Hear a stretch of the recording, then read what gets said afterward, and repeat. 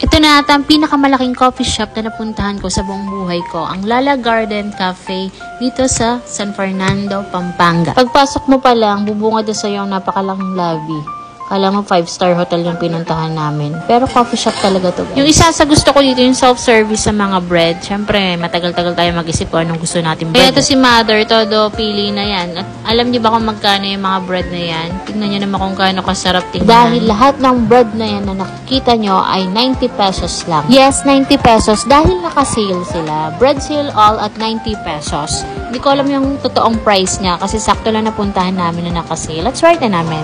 At dito naman yung pinaka-counter nila. Ang laki, no?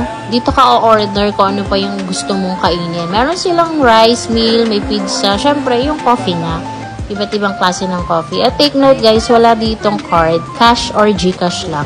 So, meron din silang counter for takeout. Talagang ma-accommodate kayo ng maayos. Hindi tayo mag-iintay ng matagal. So, tingnan nyo yung buong place, guys. Ganito yung style niya, oh. Yung parang hagdan niya papunta dun sa second floor is kainan din talaga.